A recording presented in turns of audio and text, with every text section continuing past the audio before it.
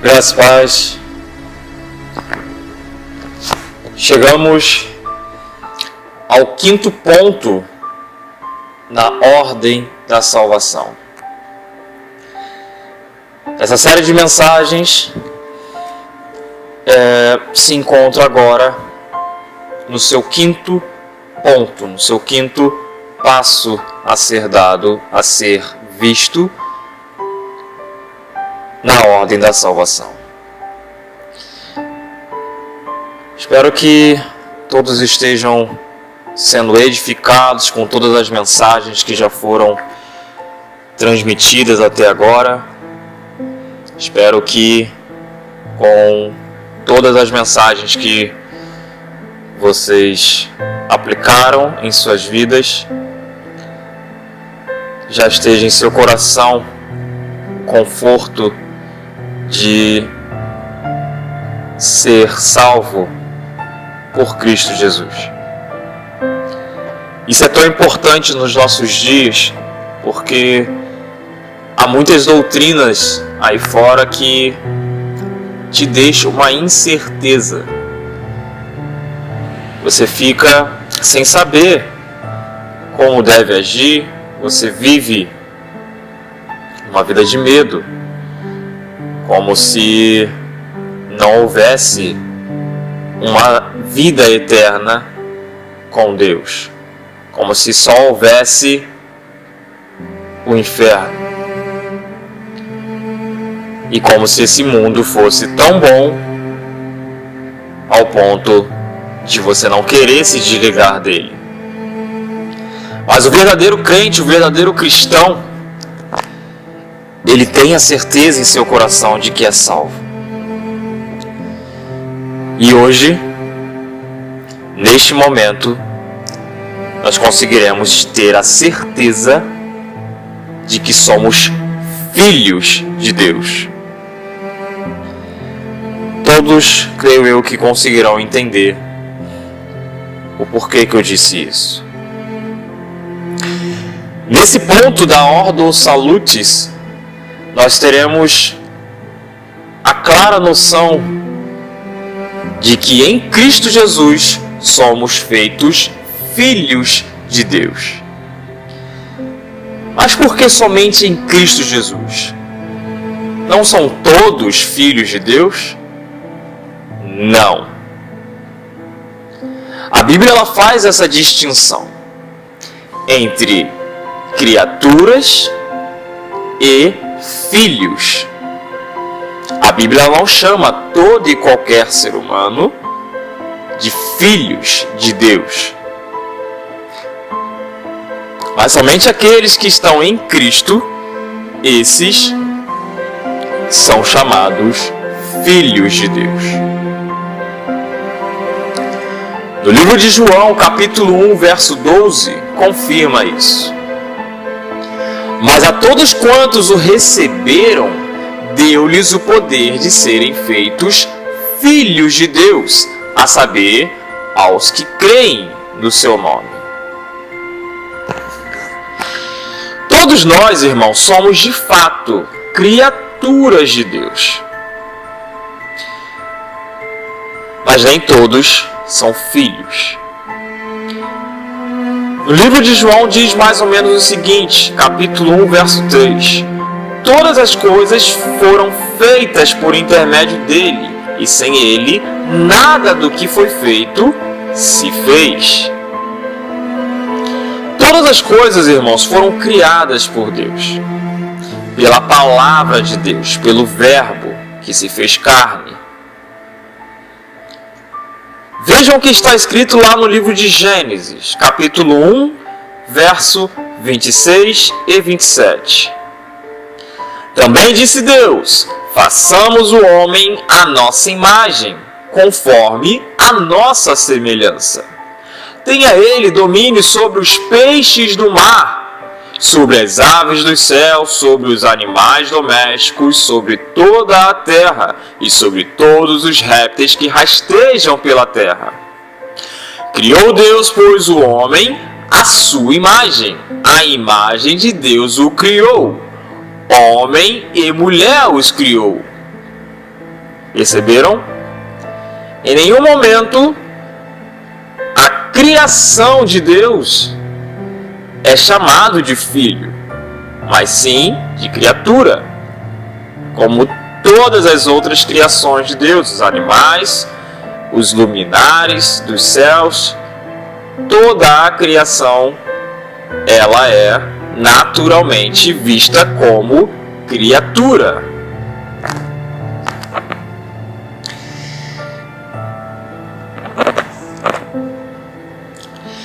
Como então podemos ser chamados filhos de Deus? Como nós somos identificados como filhos, contados como filhos de Deus, na família celestial? No verso 12 do primeiro capítulo de João, que já lemos, diz o seguinte: mas a todos quantos o receberam. Vamos já analisar em primeiro lugar essa parte. No livro de João, capítulo 13, verso 20, diz o seguinte: em verdade vos digo, quem recebe aquele que eu enviar, a mim me recebe. E quem me recebe, recebe aquele que me enviou. Ou seja, essa frase, mas a todos quantos o receberam, significa que aqueles que recebem alguém enviados por Cristo a pregar o Evangelho, ou seja, os evangelistas, os ministrantes da palavra, os pregadores da palavra, aqueles que recebem essas pessoas, e não somente os recebem, mas os acolhem em seu lar, ou até mesmo dentro de uma congregação, ouvem a palavra que esses homens e mulheres de Deus têm a dizer a respeito do Evangelho, logo eles estão recebendo a Cristo ao mesmo tempo. Então, nós podemos entender de forma simples. Quando João, ao escrever, mas a todos quantos o receberam, de forma bem simples, nós podemos entender que, ao recebermos a palavra de Deus em nosso coração, mas de forma verdadeira, nós recebemos automaticamente a Cristo.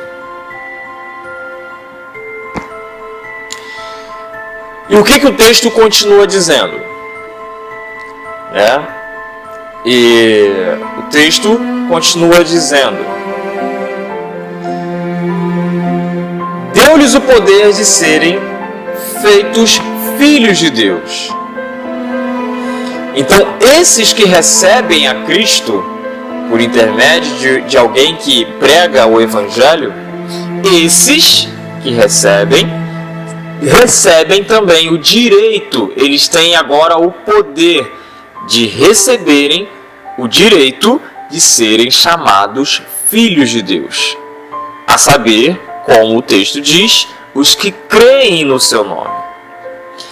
Eu tenho procurado falar nas mensagens anteriores a respeito da palavra crer, da palavra fé, o que está banalizado nos nossos dias. Muitos colocam em sua mente: eu creio em Deus. O fato de você dizer que crê em Deus não significa que você tem fé nele. O que Tiago diz lá no capítulo 2, no verso 20? Crês tu que há somente um Deus? Fazeis bem, até os demônios creem e tremem. Então, irmãos, não tem nada a ver você dizer crer e acreditar que tem fé em Deus. É muito diferente. Ou até mesmo quando você diz eu tenho fé, não é uma fé segura. A sua fé que você diz ter é no conhecer, é no saber, é no seu, na sua mente. Você é a mesma coisa de você ver que algo está à sua frente e você acreditar que aquilo está naquele lugar. Então muitas pessoas creem que existe um Deus lá no céu, mas eles não têm fé nesse Deus, eles não confiam nesse Deus. Uma analogia que eu posso usar é, por exemplo, se você está com algum problema na sua vida, você está passando por alguma tribulação, aconteceu algo muito triste na sua vida, por exemplo, uma perda de um familiar, ou até mesmo um relacionamento que chegou ao fim. Em quem você se refugia? Em quem você se abriga? Vamos usar o exemplo de que você perdeu alguém no sentido relacional. Você se relacionava com uma mulher ou a mulher com um homem e você finalizou aquele relacionamento ou a pessoa finalizou o relacionamento contigo. Em quem você se refugia? Em quem você pede conselho? Aonde você vai chorar suas mágoas?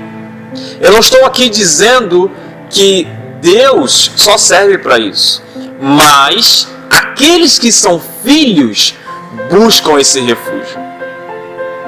Quando estamos com problemas, naturalmente nós buscamos conselho em nossos pais.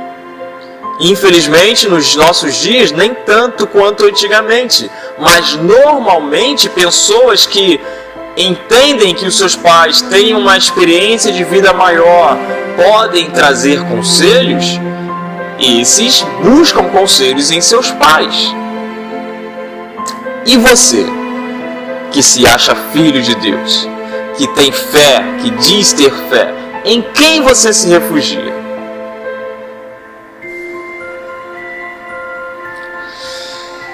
Vamos lá, continuando.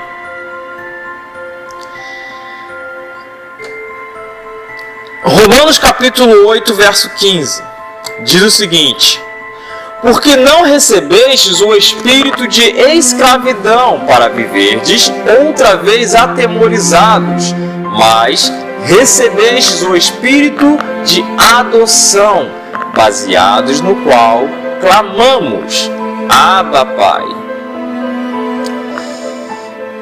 Primeiro, para os que se chamam filhos, para os que se acham filhos e esses que se acham crentes em Deus.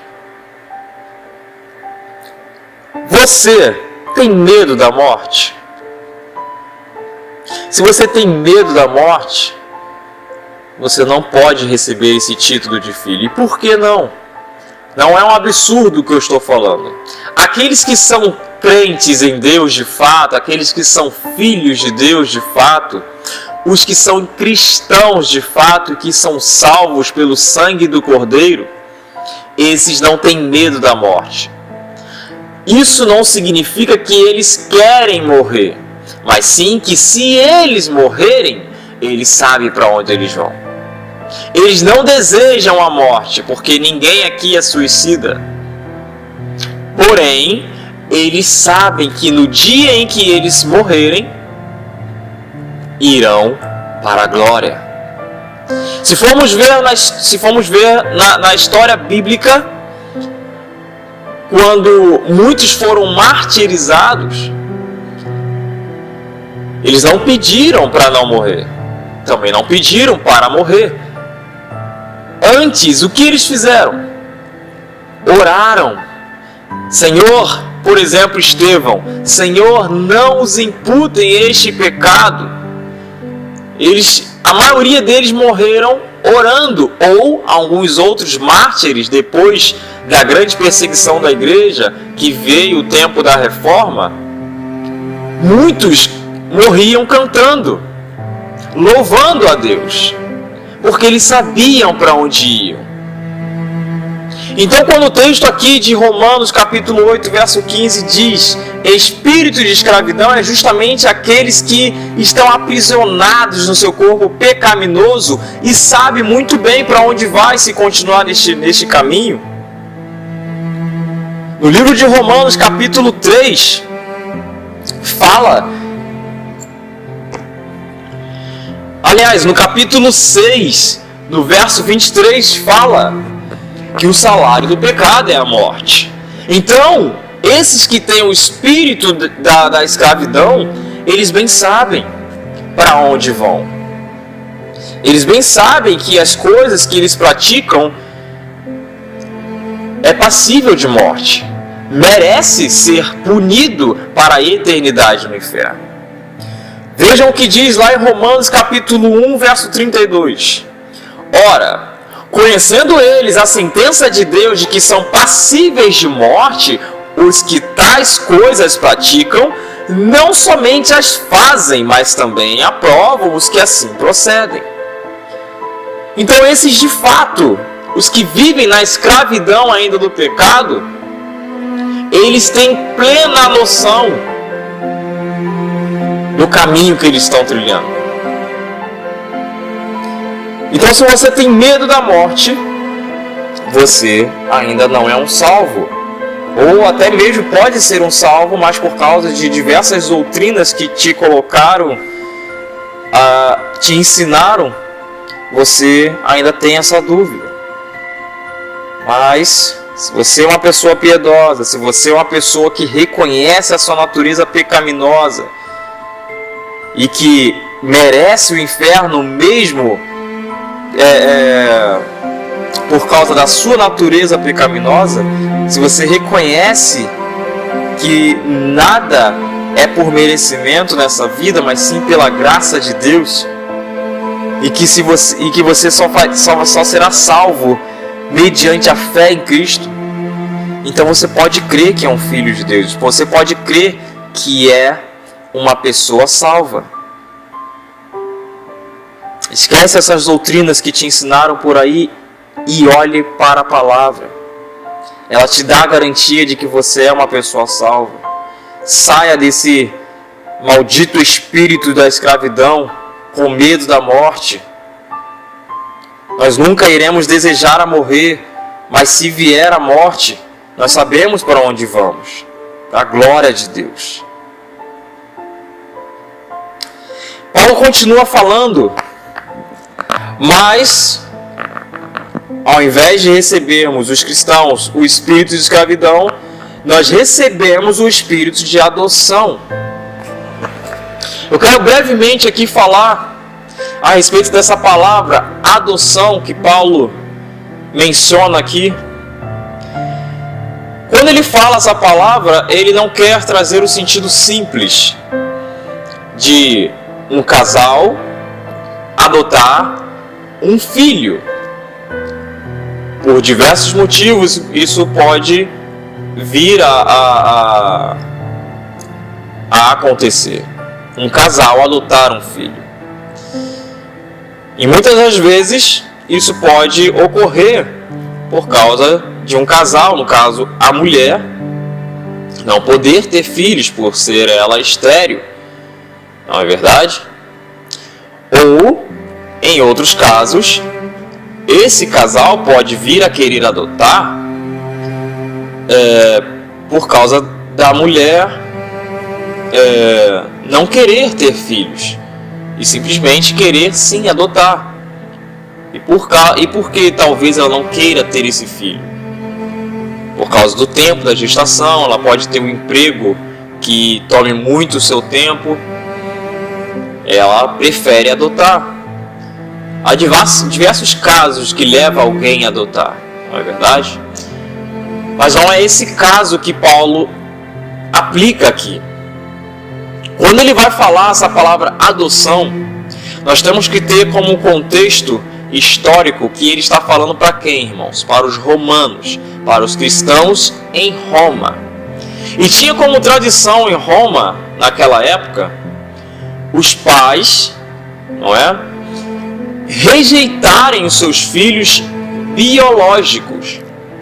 Muitos deles faziam isso.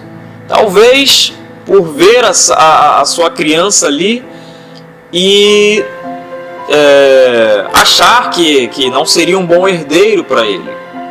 E assim, até o 9º dia de nascimento de seu filho, ele poderia rejeitar, não dando o seu nome para o seu filho ou filha. Então, o que Paulo tem em mente aqui?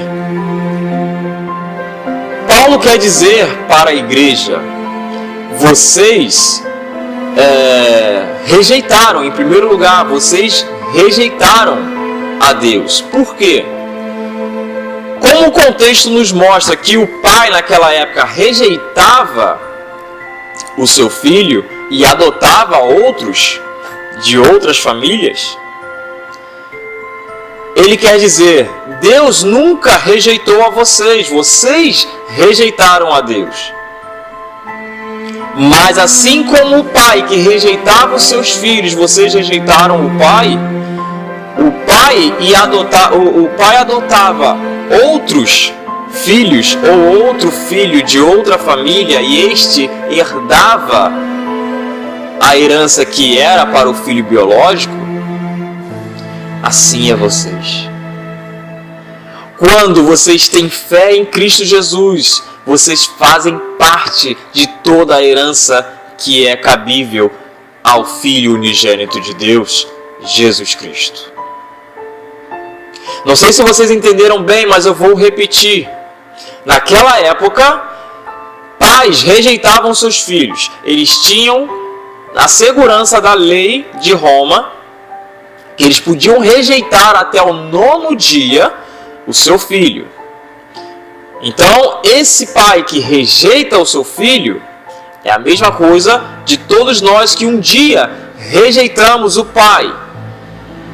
Essa é a colocação. O pai rejeitava o seu filho. Nós rejeitamos a Deus porque Deus nunca nos rejeitou. Ele sempre foi fiel em sua aliança. Nós quebramos essa aliança desde o princípio. Correto? Mesmo nós tendo, todos nós tendo essa rejeição diante da presença de Deus, nós temos rejeitado a Ele. Ele ainda assim enviou seu único filho para morrer por nós, e assim, mediante a fé nessa morte de cruz, nós podemos ter o direito de ser chamado filhos de Deus. Compreenderam? E o final dessa história, do contexto que nos mostra, é que o pai, ao rejeitar o seu filho e adotar a outro, o que isso significava? Primeiro, ninguém gosta de ser rejeitado. Toda pessoa que é adotada, ela tem que ter em mente que um dia ela também foi rejeitada. E agora ela passou a ser aceita. A adoção também tem como significado uma aceitação. Mediante a fé em Cristo Jesus, nós somos aceitos por Deus em sua presença novamente, pois nós tínhamos sido destituídos de sua glória.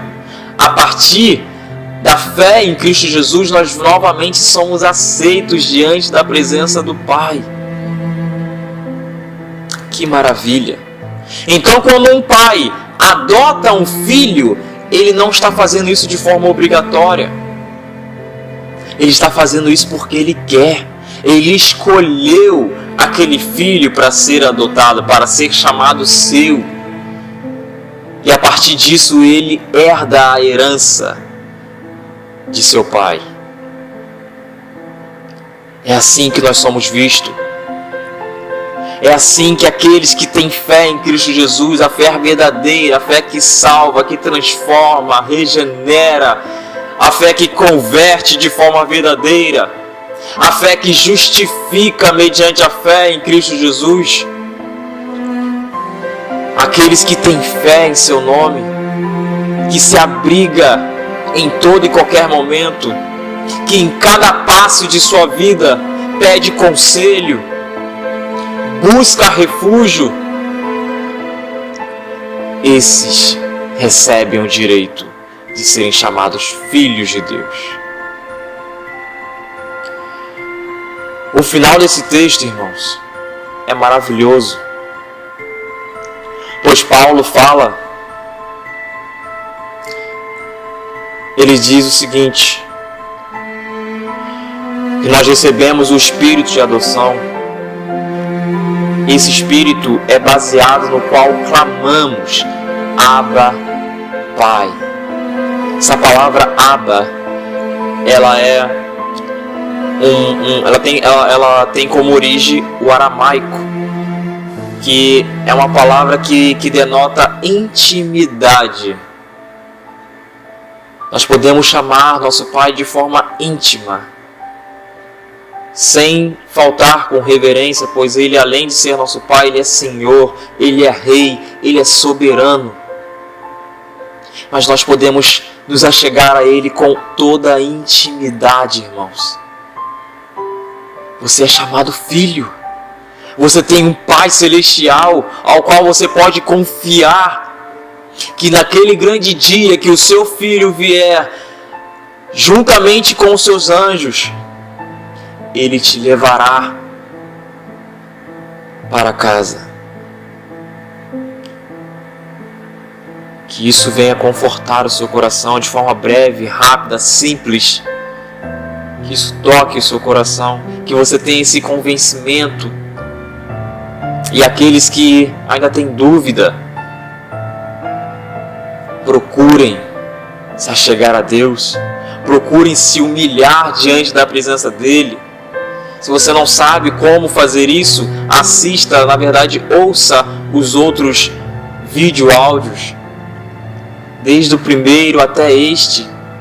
Você saberá de forma bíblica como se achegar a Deus, como se humilhar, como se arrepender, como ser regenerado, ser convertido, como que você pode ser justificado e assim vir fazer parte da família celestial do reino de Deus.